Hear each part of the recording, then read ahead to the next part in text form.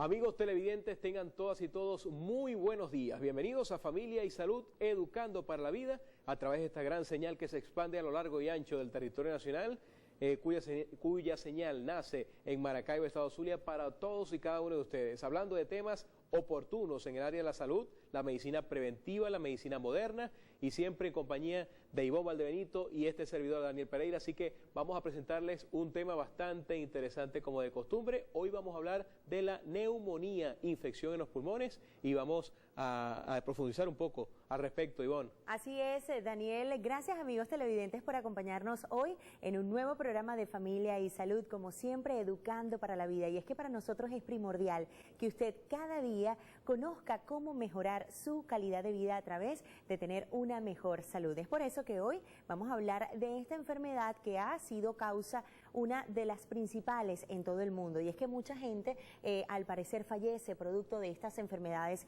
respiratorias. Pero vamos a ver el siguiente material para conocer en más detalles el tema del día de hoy. La neumonía es un proceso inflamatorio agudo del tejido pulmonar de origen infeccioso que se produce por la llegada de microorganismos al pulmón. Puede ser provocada por una bacteria o un virus. Los varones tienen 2 o 3 veces más tendencia a contraerla que las mujeres, y es más frecuente entre los ancianos que entre la gente joven.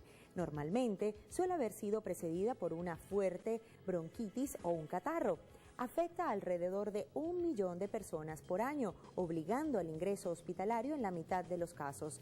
De cualquier forma, siempre debe estar bajo vigilancia médica. La neumonía puede ser leve, moderada o grave, pero de cualquier forma siempre es seria y debe prestársele toda la atención necesaria para evitar complicaciones graves e incluso la muerte, especialmente entre las personas mayores y las inmunodeprimidas. Este es el tema del día de hoy en Familia y Salud. Además, amigos televidentes, la neumonía es uno de los motivos más frecuentes de consulta en el área neumonológica, en la clínica, por ejemplo, la Sagrada Familia, que es nuestra invitada del día de hoy, miembro de esta prestigiosa clínica de la ciudad de Maracaibo y de cualquier centro hospitalario. La neumonía es el motivo más recurrente de consulta en el área neumonológica. Así es, hoy vamos a conocer qué herramientas podemos tomar en cuenta para evitar este tipo de enfermedades y sobre todo esos síntomas característicos de esta enfermedad. Para eso nos acompaña una doctora especialista en el tema. Ella es médico neumonóloga. Se trata de la doctora Carolina Lugo. Así es, Carolina Luengo, ella es neumonóloga, médico internista egresada de la Universidad del Zulia. Ella es neumonóloga egresada de Luz, doctor en ciencias médicas, miembro del cuerpo de médicos del servicio de neumonología del Centro Clínico La Sagrada Familia. Así que le damos la cordial bienvenida a la doctora Carolina Luengo, neumonóloga, nuestra invitada del día de hoy. Bienvenida, doctora. Gracias por la invitación. Bueno, doctora, es una de las causas más frecuentes, las enfermedades respiratorias, la neumonía en nuestra región. Sí, ciertamente, como tú lo mencionaste cuando hiciste la introducción, la neumonía es una de las principales causas de la consulta del neumonólogo, tanto del área infantil como del área de adultos. Generalmente nosotros manejamos un número pequeño de enfermedades comunes, como pueden ser el asma, las enfermedades asociadas al tabaquismo y en este caso las infecciones, que como tú bien dijiste pueden ser desde un simple catarro hasta una neumonía complicada que puede ameritar el ingreso del paciente en una institución de salud. Pero es bueno, doctora, que en esta parte del programa nos explique un poco su área, la neumonología. Recordemos que la neumonía es la cita frecuente en los centros hospitalarios de personas con infección en los pulmones en el área neumonológica. Háblanos un poco para que el televidente conozca lo que es la neumonología y para ir derivando a una de las enfermedades más recurrentes en esta área, como es la neumonía. Qué bien que me haces esa pregunta, porque fíjate que yo siento, ¿no?, como especialista o como su especialista, que la neumonología es una de las ramas de la medicina que está como un poco descuidada por parte de los pacientes, y tal vez nosotros tenemos un poquito de culpa en no hacerle un poquito de proyección a la especialidad como tal. La neumonología es una rama de la medicina que se encarga del estudio de la enfermedad del tórax, incluyendo en ella el pulmón como tal, las membranas que lo recubren, que son la pleura, y el sistema de conducción de la vía aérea, que va desde, para nosotros como neumonólogos, desde la tráquea hasta los bronquios más pequeños, que tienen su terminología anatómica, pero que no es práctico para el momento, ¿no? Dentro de estas diferentes áreas de los órganos que están dentro del tórax, tenemos diferentes enfermedades. Y fíjate bien que nosotros yo veo, por ejemplo, particularmente con preocupación, que muchas veces nosotros recibimos pacientes que tienen enfermedades crónicas, o sea, que son enfermedades que tienen que tener una vigilancia y un control permanente, que el paciente acude ya en la adultez, por ejemplo, el asma. Es una enfermedad que muchas veces se inicia en la infancia y a veces yo veo un paciente, o mis colegas vemos pacientes, ya cuando es adulto, ya cuando de repente los cambios que produce la enfermedad son irreversibles y el control y el manejo de la enfermedad, por supuesto, es más difícil. ¿Qué otras enfermedades, por ejemplo, se producen en el área neumonológica? Son diferentes grupos, ¿no? Tenemos enfermedades inmunológicas, enfermedades infecciosas, enfermedades primaria, inflamatorias, ¿no? Sí. Hay enfermedades, por supuesto, las que te estoy nombrando son primarias, porque hay primarias y secundarias. Okay. Secundarias serían aquellas que son consecuencias de algo a distancia. Por ejemplo, lupus, una enfermedad que es inmunológica, que puede afectar cualquier órgano, puede tener un toque dentro del tórax, bien sea pulmonar o pleural. Artritis reumatoidea, por ejemplo, una enfermedad sistémica que puede producir afectación en el parénquima pulmonar y puede producir algún grado de fibrosis.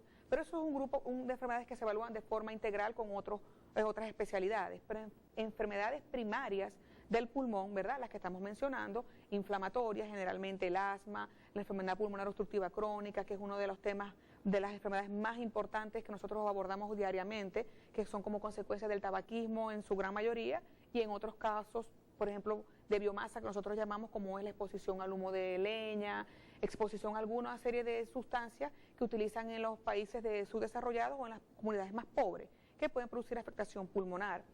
Tenemos enfermedades malignas, por ejemplo, enfermedades tumorales que pueden ser benignas o malignas. Hay tumores benignos del pulmón y de la pleura, pero hay tumores malignos como el cáncer de pulmón, que es, yo diría que la segunda causa más importante por la cual se consulta un paciente consulta en nuestra especialidad. Pues. Doctora, en ese sentido es importante que el paciente que está enfermo, por ejemplo, de cáncer de pulmón, esté en constante comunicación con su médico neumonólogo.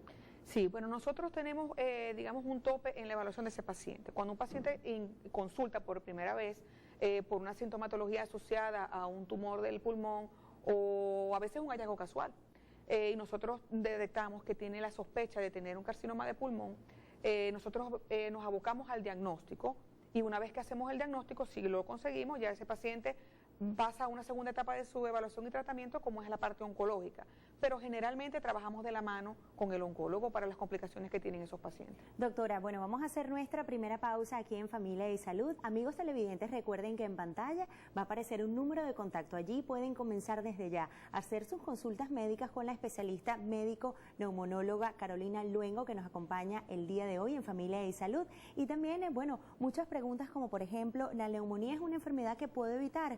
¿Un catarro mal curado me puede provocar una neumonía? ¿Pudiera fallecer producto de esta enfermedad? Al regreso, nuestra médico invitada nos responde esas y otras inquietudes. Ya volvemos.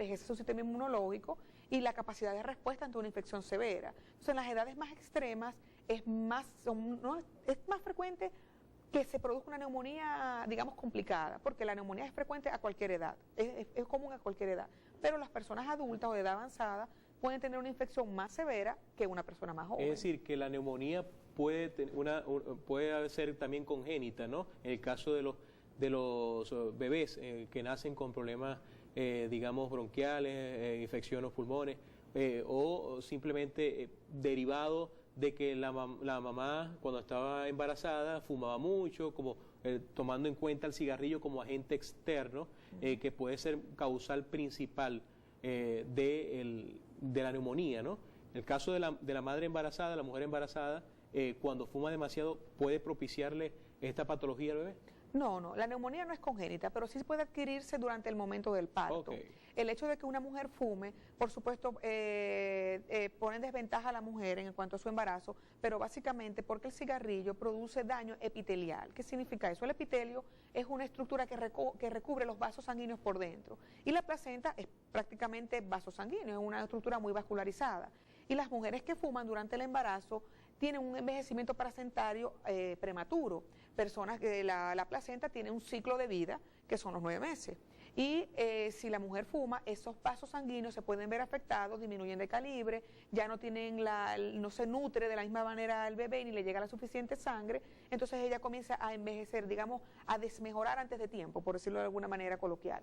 Y eso, por supuesto, puede conllevar a lo que se llama durante intraútero a sufrimiento fetal. Un bebé que no recibe los nutrientes apropiados, la oxigenación apropiada. También está demostrado que algunas sustancias que se eliminan a través del humo del cigarrillo pueden absorberse a través de la sangre y pasar a través del torrente sanguíneo, a través de la placenta al bebé, y algunos de esos niños pueden venir con predisposición para desarrollar asma.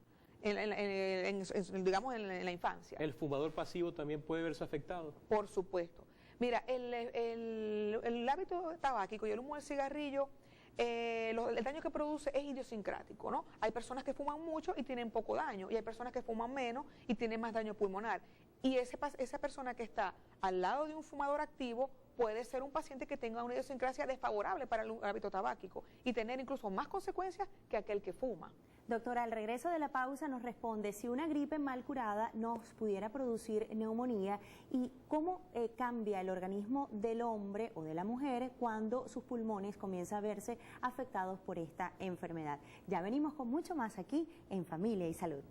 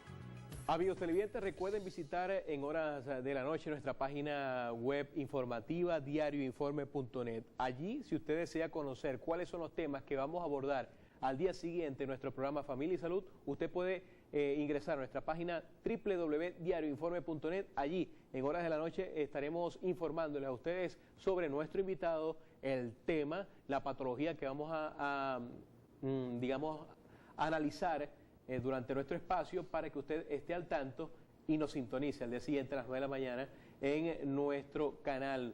Y hoy nos reúne un tema sumamente importante, la neumonía, y nuestra invitada, la doctora Carolina Luengo, neumonóloga del Centro Clínico La Sagrada Familia. Una gripe mal curada, ¿cuáles son las consecuencias que puede acarrear? Me encanta que me hagas esa pregunta, porque yo pienso que estos programas son para enseñar un poquito a la gente, ¿no? Y eso no existe. Gripes mal curadas no existen, neumonías mal curadas no existen, existen procesos infecciosos que se complican. Y como tú lo dijiste al principio, generalmente una neumonía puede ser precedida de un proceso viral. Los procesos virales, en líneas generales, tienen la particularidad de que son procesos autorresolutivos. Eso significa que el virus entra al organismo, produce su sintomatología y espontáneamente el paciente se recupera, sin necesidad de ningún medicamento. Básicamente el tratamiento es sintomático. Bueno, si tienes fiebre, tomas para la fiebre. Si tienes tos, de repente tomas algún jarabe para la tos.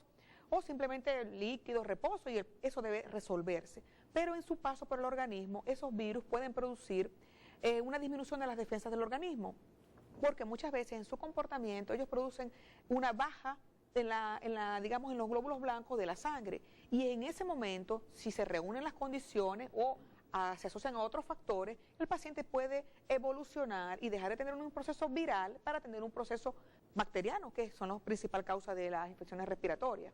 Las virales son las principales, pero cuando ya el paciente se complica o tiene que ir al médico o acudir a una emergencia, generalmente es porque ya eso pasó de algo viral a algo bacteriano y persiste la sintomatología, ¿no? No se le quita la fiebre, la tos se hace más intensa, de repente se hace productiva, se asocia a dificultad para respirar, lo que se conoce como disnea, tiene dolor torácico, en fin, el paciente no se hace productivo, no puede ir a trabajar, y es cuando generalmente el paciente consulta. Cuando un proceso viral evoluciona tórpidamente y se transforma en algo bacteriano, que es lo que la gente dice, no, tienes una gripa mal curada, puede transformarse en una neumonía. Pero generalmente eso depende de muchos factores. Por ejemplo, la edad del paciente, como lo mencionamos hace rato, que el paciente tenga comorbilidades asociadas, que el paciente de repente haya utilizado, cuando digo comorbilidades asociadas, puede ser que el paciente sea asmático, que el paciente haya sido fumador, que el paciente reciba esteroides porque tenga enfermedades como las que mencionamos. Problemas inmunológicos, pues. Artritis, lupus, etcétera, otro tipo de enfermedades que pueden disminuir también las defensas del individuo, que sea un paciente cardiópata, que tenga una enfermedad hepática importante, que tenga una infección, una enfermedad renal severa, como los pacientes que tienen insuficiencia renal, los pacientes trasplantados, que son pacientes que están inmunocomprometidos, los pacientes con VIH, que aunque estén libres, digamos, no estén enfermos, solo infectados, también pueden tener unas defensas disminuidas. Esas condiciones asociadas de repente a una mala higiene en el ambiente, en las condiciones inapropiadas en el domicilio del paciente o en el trabajo, pueden condicionar a que el paciente evolucione a una infección más severa. Esas son algunas de las características que pudieran definir diferentes tipos de neumonía. Por ejemplo, aquellos pacientes que tal vez trabajan en industrias petroleras, que tengan contacto con algunos químicos que son nocivos para la salud, ¿pudiera también ocasionarle algún tipo de neumonía? Por supuesto. Los pacientes que están expuestos desde el punto de vista laboral a químicos, polvo inorgánico, asbesto, esos pacientes algunos de ellos, si no usan la protección apropiada, porque se supone que estas empresas deben proporcionarle al paciente o al trabajador todo el equipo necesario para protegerse, pudiera predisponer a desarrollar primero enfermedades ocupacionales que producen un daño estructural y secundario a eso tener más predisposición a tener neumonías o infecciones que otro individuo. Y en el caso de las bacterias también pudieran recibir o contagiarse de algún tipo de bacterias, por ejemplo, en los hospitales que pudieran generar neumonía. Correcto, no solamente en los hospitales, también de forma extrahospitalaria o de forma ambulatoria. Pacientes que reciben algún tipo de medicamento, pacientes que están en quimioterapia, pacientes trasplantados que reciben inmunosupresores, pacientes que reciben esteroides de forma sistémica, incluso no solamente los pacientes con enfermedades inmunológicas, los asmáticos que reciben con mucha frecuencia esteroides, y eso produce una predisposición a tener infecciones por algún tipo de bacteria específica, en este caso la Pseudomonas aeruginosa, que es una bacteria que antes se pensaba que era solamente de aparición intrahospitalaria y lo sigue siendo, pero ahora se ha trasladado también al ambiente ambulatorio. Pacientes que reciben, por ejemplo, varios esquemas de antibióticos. Nosotros tenemos una idiosincrasia muy mal arraigada con el uso de antibióticos. Gracias a Dios, hace aproximadamente 2 o 3 años atrás, está un poquito más, digamos, difícil adquirir un antibiótico en la farmacia si no tiene récipe, aunque aún se consigue, pero es un poquito más complicado ahora. Pero antes el paciente iba a la farmacia, compraba el antibiótico que le parecía y para un proceso viral simplemente utilizaba antibióticos. Luego, aparte que no solamente lo utiliza de forma inapropiada, la dosis inapropiada, la posología inapropiada, el antibiótico que no es para la espera, que es el problema que tiene. Automedicarse. Sí, automedicarse. Doctor, correcto. hemos dicho a lo largo del programa que la neumonía es una infección en los pulmones, tos frecuente, con flema amarillenta, verdosa, que puede acarrear fiebre, entre otras situaciones allí desagradables, ¿no? Pero yo quiero que nos explique, cuando está esa infección en los pulmones, ¿verdad? Que está esa cantidad de flema, la flema ya con algún tiempo, ¿no? Que la persona, por ejemplo, quiere hacerse una placa de tórax para ver cómo están también, entre otros, sus pulmones, y aparecen allí unas cicatrices en los pulmones, que hay conclusiones que usted ya nos lo aclaró de la supuesta gripe mal curada, que por ejemplo la flema que vieja, como dicen coloquialmente, que generan cicatrices en los pulmones. Háblenos de esa situación, qué tan mal puede ser para nuestro organismo. Ok, si la neumonía evoluciona de forma, digamos, satisfactoria, no tiene por qué quedar ninguna consecuencia a nivel del parénquima pulmonar ni bronquial. Digamos que es un proceso que puede durar entre 7 y 10 días, máximo 14 días, y con la terapéutica convencional, el paciente resolver su problema y estar libre de enfermedad, incluso de cicatrices como tú mencionas. Pero hay neumonías que tienen un comportamiento diferente, también depende mucho del agente causal. Por ejemplo, las neumonías producidas por el germen de la tuberculosis y de algunos hongos, pues en su proceso de recuperación pueden producir cicatrización a nivel del parénquima pulmonar, que produce deformidad dentro de los bronquios que están dentro de esa área, porque hay bronquios que están extrapulmonares y bronquios que están intrapulmonares en su gran mayoría. Los bronquios más periféricos, digamos más pequeños, donde todavía ya ahí se produce intercambio gaseoso, que están cercanos a la zona de inflamación, pueden sufrir cambios estructurales con ese proceso de cicatrización y producir una deformidad en ellos, que es algo que se conoce con el nombre de bronquiectasia. Y es bien importante eso que tú preguntas, ¿no? Porque eso es una cicatriz que es permanente y que produce una condición en el paciente que lo va a atar a la consulta de neumonólogo para siempre, dependiendo de la extensión que tenga esa cicatrización. Por supuesto, si es algo pequeño, una cicatriz pequeña, algo leve, el paciente puede estar asintomático el resto de su vida. ¿Qué tratamiento? El tratamiento para eso es solamente médico. A veces incluso tenemos que llegar a la cirugía. Si el grado de, digamos, si la extensión de esas bronquiectasias, de esas deformidades de los bronquios, produce recurrencias respiratorias, a veces puede producir sangramiento en el paciente tose y sin estar enfermo, o sea, sin tener una infección, expectora sangre con coágulos, lo que alarma muchísimo al paciente, que lo limita en su vida diaria. Los que me están escuchando que padezcan eso saben lo que eso significa, es frustrante, deprime al paciente. A veces nosotros nos vemos la necesidad de remitir el caso al cirujano de tórax para que haga resección total, si es posible, de esa zona del pulmón que está enferma. Doctora, ¿cuál es el diagnóstico que se le realiza a ese paciente que llega a su consulta cuando él percibe este tipo de síntomas que hemos comentado durante el programa, como la tos, la expectoración amarillenta, como usted comenta? ¿Cuál es el diagnóstico que se le realiza? Ok, básicamente, como en la mayoría de las enfermedades médicas, incluso quirúrgicas, el 90% del diagnóstico nosotros lo hacemos con el examen físico y el interrogatorio del paciente. Abordarlo desde cuando tiene los síntomas, cómo ha sido la evolución, qué antecedentes tiene el paciente, y luego lo examinas. Y básicamente con el examen físico tú dices, bueno, probablemente este paciente puede tener una neumonía. Pero como tú mencionaste, yo soy internista y luego hice neumonología y yo aprendí algo de mi subespecialidad, que es que no siempre todo lo que escuchas es suficiente para hacer un diagnóstico, y no solamente con el examen físico es importante. Para nosotros una herramienta vital es la radiografía de tórax. Existen otros exámenes complementarios, por supuesto, hematología completa, algunas pruebas de química sanguínea como glicemia, creatinina, evaluamos la función hepática porque cuando las neumonías son muy severas y hacen toque sistémico pueden producir inflamación del hígado, podemos hacer pruebas bacteriológicas como exudados faríneos, cultivos de esputo, que es como se llama la expectoración que el paciente elimina, hemocultivos que también se hacen con mucha frecuencia, incluso el HIV es reglamentario en los pacientes que tienen neumonía, aún siendo neumonías adquiridas en la comunidad. Desde hace mucho tiempo, con el avenimiento del HIV, cada vez los lineamientos plantean, mira, investiga HIV si tú tienes un paciente sano, joven, que tiene una neumonía importante, por ejemplo.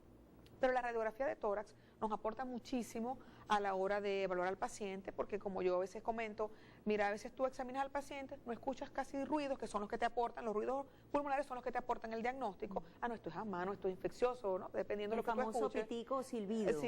Que se llama sibilante, correcto, así es. Tú le dices al paciente, te pita el pecho, tú sientes silbido cuando tienes las crisis, por ejemplo. Incluso en neumonías también puedes tener piticos, porque a veces hay neumonías que cursan con broncoespasmo, aunque el paciente no sea asmático. Pero muchas veces tú no consigues muchos ruidos a la auscultación, al examen físico, y pides una radiografía de tórax, y cuál es tu sorpresa cuando ves un bloque de consolidación o un hallazgo importante. Doctora, nos llega mensaje de texto, un paciente desde Machique, saludo, buen programa. Quiero que nos diga, yo cada vez que duermo amanezco con dolor en los pulmones, me duele y me preocupa, a veces tengo hasta dificultad para respirar. ¿Qué me puede decir? Bueno, como acabo de decir aquí a un compañero, los pulmones no duelen. no tienen inervación. Lo que duele muchas veces es la pleura que recubre el tórax, porque incluso el pulmón tiene dos membranitas, dos pleuras, una que cubre el pulmón, que es la pleura visceral, que tampoco duele, y la otra pleura parietal, que es la que está en contacto con el tórax, que sí produce dolor. Probablemente ese dolor torácico que ese paciente tiene, ese televidente que nos está llamando, puede ser algo neuromuscular, aislado a su problema respiratorio. Pero la disnea, la dificultad para respirar que tiene, puede obedecerse a muchas causas. Tendríamos que evaluar algunas otras cosas como es fumador, ácido asmático, procesos respiratorios a repetición o es cardiópata, otras cosas que nos puedan orientar hacia la patología que ese paciente pueda tener. Doctora, hacemos una breve pausa aquí en Familia y Salud, pero al regreso sí me gustaría que nos respondiera si los pacientes con asma son más propensos a sufrir de neumonías y si existe algún tipo de vacunas que nos pueda evitar esta patología. Ya regresamos con más de Familia y Salud. Siga con nosotros.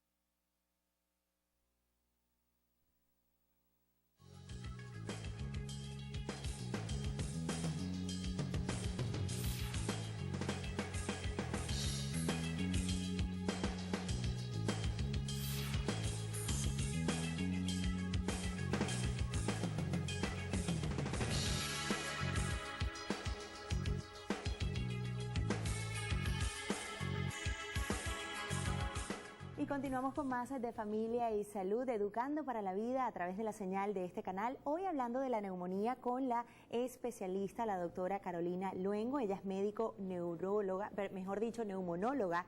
Y bueno, hoy hablando de la neumonía. Doctora, esos pacientes que sufren de asma son más propensos a sufrir de neumonía. Sí, ciertamente es uno de los principales grupos que se ven afectados porque el asma es una enfermedad inflamatoria crónica. Por lo tanto, es una enfermedad que no se cura. El paciente puede tener sus crisis y sus acalmias, puede pasar incluso años sin la enfermedad, pero a veces ante esta exposición a procesos virales, el asma puede despertarse, de decirlo de alguna manera. Y dentro de la, digamos, de la enfermedad como tal, una de las cosas que caracteriza el asma es la hiperproducción de moco, o sea, el aumento de las secreciones bronquiales.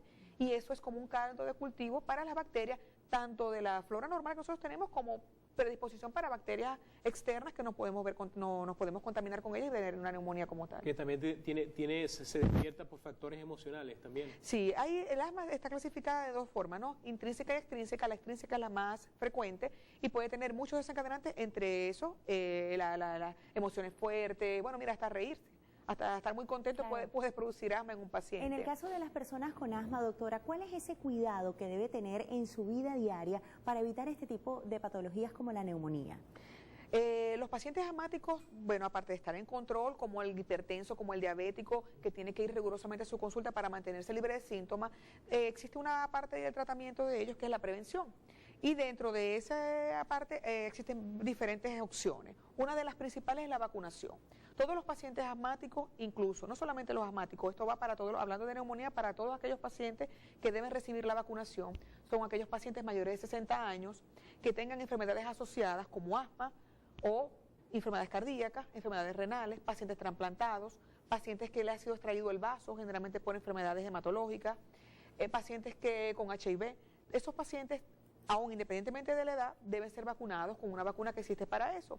El germen principal bacteriano que produce neumonía en el adulto es el neumococo, que se conoce como se conoce normalmente. Existen muchas cepas de neumococo, pero la vacuna actual trae aproximadamente 23 cepas y el paciente debe recibirla una vez cada 5 años. Es una vacuna que se coloca intramuscular, que no produce ningún efecto adverso, excepto el dolorcito de la pinchadita, y debe reforzarse cada 5 años en los pacientes. ¿Es la misma vacuna que se aplica para todos los niveles de neumonía o solamente para algunos más específicos como cuando son casos graves? No, es la única vacuna que existe para adultos, porque existe otra vacuna para niños, pero para adultos, que es el área que me compete a mí, esa es la única vacuna que tenemos. También los pacientes deben vacunarse contra la vacuna de la gripe, con esta epidemia de H1N1, la vacuna actual contempla algunas cepas de H1N1 y esa vacuna debe colocarse anualmente para todo el mundo cuando hay brote, y para el personal de riesgo, como son personas que están en ancianato, que trabajan en guarderías, personal de salud, deben vacunarse periódicamente. Yo voy a hacer una pregunta, doctora, situaciones muy recurrentes en la vida diaria, ¿no? Sabemos que la gripe es una infección, ¿verdad? Digamos, un mecanismo de defensa del organismo para autocurarse, porque a veces las personas desconocen, por ejemplo, que cuando uno le da gripe, el organismo está en proceso de autocuración para repeler cualquier agente externo que quiera afectar inmunológicamente nuestro organismo, ¿no? Digámoslo de alguna manera. Pero cuando la persona le da gripe, ¿verdad? Por ejemplo, algo así tan sencillo, la persona no cumple un tratamiento adecuado. Yo, no, lo que tengo es gripe, eso no es nada. Entonces, la gripe puede complicarse y allí puede desencadenar la neumonía. Coméntenos un poco esos tips que le pueda servir al televidente de que cuando presente un cuadro gripal, ¿cómo atacarlo? Ok, básicamente, como mencionamos anteriormente, los procesos virales son autorresolutivos. Okay. Como tú dijiste, eso es una cosa que entra al organismo, se va a curar espontáneamente y durará aproximadamente, de acuerdo a las defensas que ya el individuo tenga y su condición nutricional, su estado de salud previo, entre 5 a 7 días máximo debe durar un proceso viral. Pero es bien importante que quede en la población y que un proceso respiratorio que dure más de 2 semanas, con sintomatología como tos, expectoración amarillenta, verduzca, fiebre intermitente y dificultad para respirar, pero básicamente la tos y la fiebre, es un paciente que debe consultar. Mira, yo por lo menos he trabajado... En ese caso, ¿la neumonía pudiera ser mortal, doctora? La neumonía puede ser mortal en algunos casos. La gente se puede morir de neumonía. Y no solamente personas inmunocomprometidas o personas con, digamos, una inmunidad deficiente. Es muy frecuente en los desnutridos, ¿no? Pacientes que pueden fallecer por una neumonía, pero en pacientes sanos o aparentemente sanos, jóvenes pueden morir por una neumonía si se complica o si el germen que la ocupa es un germen agresivo y no es atacada a tiempo. Lo que tú mencionas, ¿no? ¿Qué debemos hacer? Bueno, mira, si tú tienes un proceso respiratorio que puede ser viral, caracterizado por rinorrea, estornudo, tos con expectoración blanquecina generalmente, en algunas ocasiones la expectoración puede cambiar de color. Siempre el paciente debe notar que generalmente en la mañana la expectoración puede ser amarillenta o incluso verdosa.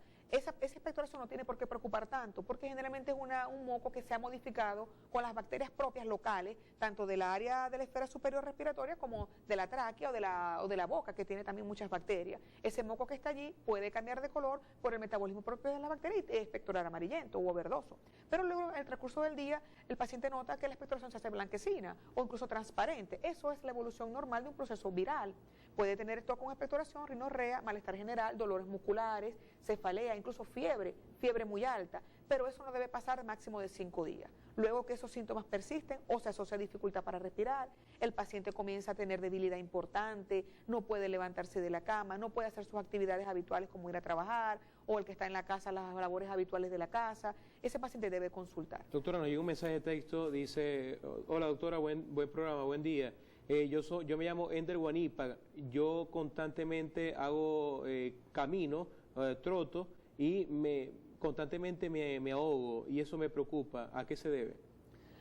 Bueno, habría que interrogarle si él ha sido asmático o asmático de niños, porque una de las principales causas desencadenantes del asma es el ejercicio, o hay asma inducida por el ejercicio. Si es un paciente que trota y hace ejercicio permanentemente y está en buena condición física, debe evaluar primariamente si no tiene antecedentes respiratorios o condición cardíaca. Es lo primero que debe evaluar. Doctora, hacemos nuestra última pausa aquí en Familia y Salud, pero al regreso quisiera que nos comentara su opinión en relación a los tratamientos naturales. Muchas veces cuando sufrimos de este tipo de toses y fiebre, los seres humanos recurrimos a nuestros tratamientos naturales, los caseros, los de mamá, los de abuela. ¿Eso es algo positivo o puede ir en contra de nuestra salud? Ya regresamos con eso y mucho más aquí en Familia y Salud.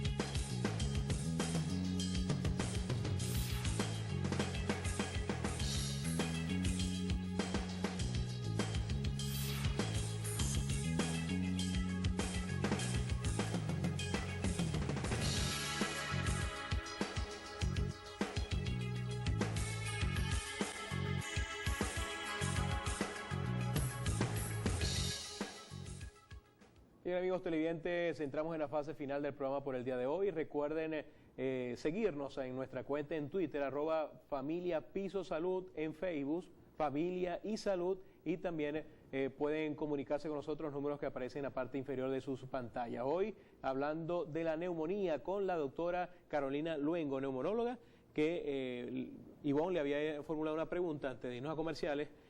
Esos remedios caseros, doctora, que abuela, la tía, la mamá, que la vecina le dice, prepara el caldito de tal cosa, la matica, cocina, la hierba de tal. Esos remedios caseros, ¿qué tan positivos pueden ser para atacar una neumonía?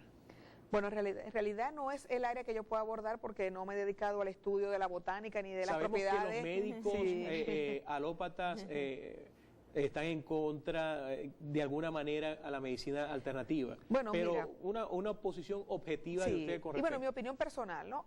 Tú no puedes ir en contra de la cultura de los pueblos, eso en primer lugar.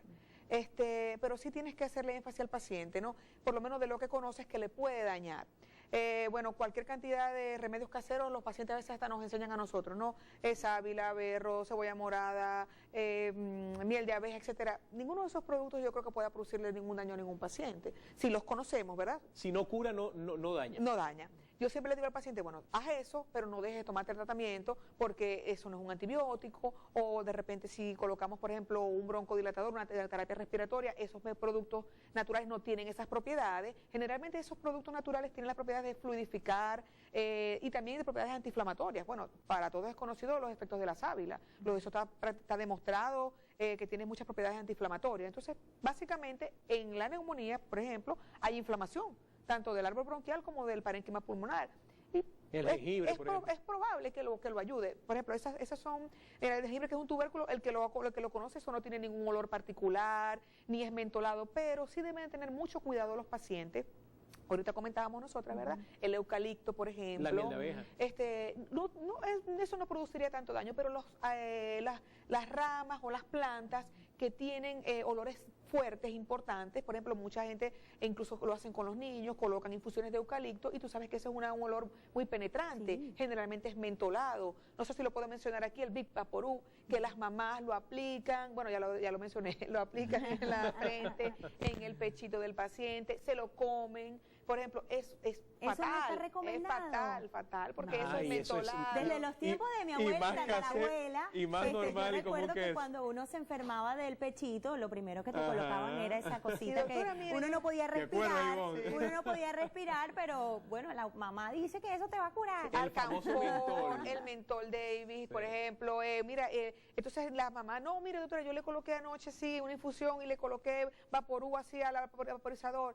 Y entonces yo siempre le pregunto, ¿y no le dio más tos?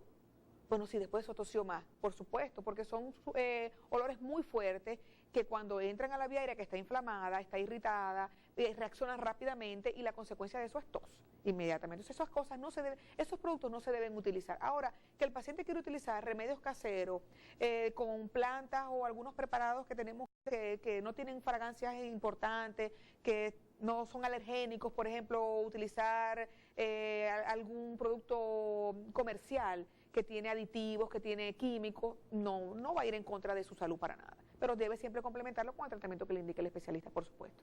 Ok. Doctora, en el caso de la bronquitis, muchos pacientes también a veces pueden confundir la bronquitis con la neumonía, pero son cosas totalmente distintas. Correcto, sí, son patologías diferentes. La bronquitis, como su nombre lo indica, es una inflamación que puede ser infecciosa del árbol bronquial solamente, sin involucrar al parénquima pulmonar. Ahora la neumonía es una infección como tal del pulmón que puede involucrar los bronquios que están cercanos a esa zona o no involucrarlos, generalmente los compromete, pero son entidades que están incluso separadas o pueden estar juntas en algún momento dado, ¿no? Y en el caso del efisema pulmonar, ¿se pudiera confundir también con una neumonía? ¿Es totalmente distinto también? Son dos patologías completamente diferentes. El efisema pulmonar es una entidad donde hay destrucción del pulmón como tal, del parénquima pulmonar, y la neumonía es una infección que puede estar tanto en un paciente sano como en un paciente que tenga efisema pulmonar. Un mensaje de texto dice, bueno, desde Acarigua, Estado Portuguesa, feliz día. Doctora, ¿la neumonía se cura con tratamiento a tiempo? Por supuesto, la gran mayoría de las neumonías se curan incluso de forma ambulatoria.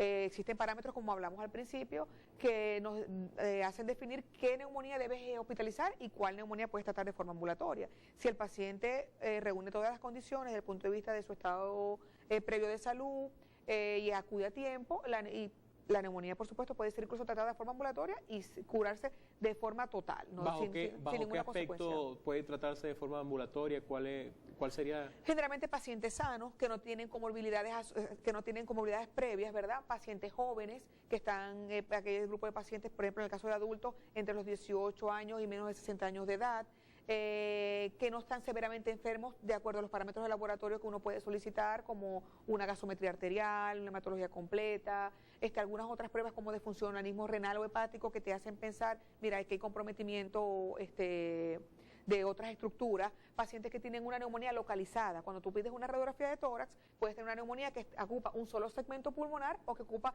diferentes segmentos, bilateral, complicada. Doctora, en el caso de un paciente que ya sale de ese cuadro de neumonía, ¿él tiene que vivir con una dieta alimenticia distinta o puede retomar sus actividades diarias como las llevaba antes de padecer de esta enfermedad? Si es un paciente que previamente era sano, hace su cuadro de neumonía, se cura, paciente que hace su vida normal, completamente normal en cuanto a todo lo que él hacía anteriormente, su alimentación sana, como debería ser, sus actividades de la vida diaria, si practica deporte, su trabajo, todo. ¿Y pudiera reincidir esta persona en sufrir de la neumonía todos si podemos, no se cuida? Sí, todos podemos tener una neumonía en el futuro, o sea, y reincidir en la patología, pero eso no debería ser algo frecuente. Una persona no tiene por qué tener neumonías a repetición. Al principio del programa usted, doctora, había dicho que esta es una enfermedad, la neumonía, ¿no? En casos extremos. En las edades extremas. En las edades extremas, exacto. De los niños recién nacidos a las personas de la tercera edad. En el caso de las personas de la tercera edad sabemos que son, en el caso de los pulmones, órganos degenerativos que con el tiempo se van deteriorando, obviamente es algo normal. Cuando en este caso los pulmones están deteriorados, una persona de más de 60 años, por ejemplo, más de 70 años, que en un tiempo fumó, ¿cuáles son las recomendaciones? ¿El tratamiento es distinto a las personas de la tercera edad, a los niños, por ejemplo, recién nacidos? Sí, es totalmente diferente. Primero, porque los gérmenes que atacan a los niños son diferentes a los que atacan a los adultos y, por supuesto, el esquema de antibiótico terapia que vas a emplear en uno u otro grupo es totalmente diferente. Los niños generalmente son unos pulmones sanos, a menos que venga con una enfermedad congénita.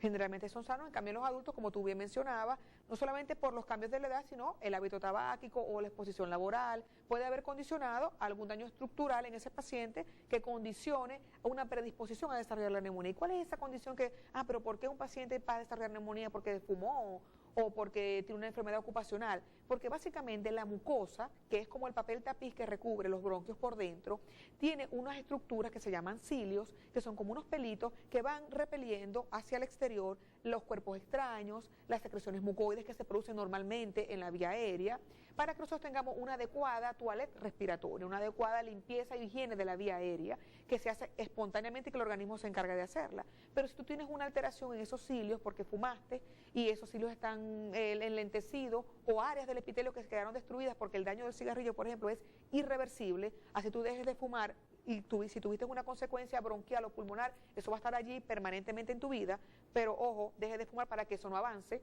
Claro. ¿Correcto? O no se agudice. Correcto. Entonces, si tú tienes esa condición previa, no vas a tener una adecuada limpieza respiratoria y vas a tener una predisposición para tener neumonía. Doctora, en el caso de las personas, por ejemplo, con alguna actividad física constante, pero que tienen problemas, digamos, asmáticos, pueden verse limitados para desarrollar deportes, por ejemplo, extremos o ser un atleta normal.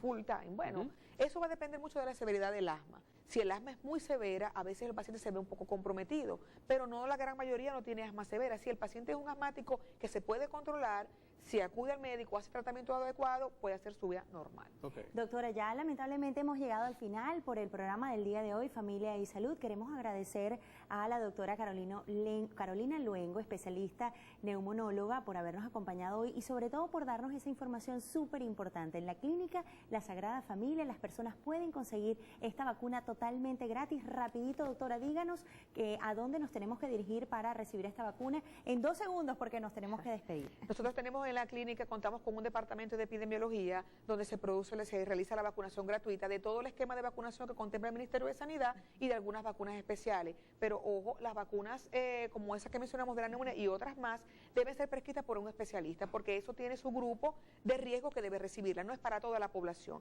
Pero si un paciente ha sido prescrita una vacuna, por ejemplo, la Neumo 23, que es la que utilizamos para nosotros los neumonólogos, por otro especialista puede ir hasta allá, en el primer piso del área de hospitalización, departamento de epidemiología, y se le colocará de forma gratuita. Muchas gracias a la doctora Carolina Luengo. Entonces, y a ustedes, amigos televidentes, también por habernos acompañado. Recuerden que la automedicación puede conllevar a otros problemas graves, así que lo más importante es que recurra a su médico y no se automedique. Y además, tratar de tener mucha precaución con este tipo de enfermedades como la neumonía, enfermedades bronquiales. Hay que tener mucho cuidado, sobre todo si vivimos en zonas de alta contaminación ambiental, porque también puede ser factor preponderante. Así que mucho cuidado y consulte a su médico. Gracias por su sintonía. Saludamos a todos los televidentes que nos sintonizan en varias zonas del país y nuestra región zuliana. La invitación es para mañana, con el favor de Dios, estar con todos ustedes nuevamente. Recuerden que la salud no tiene precio, pero vale la vida. Shalom.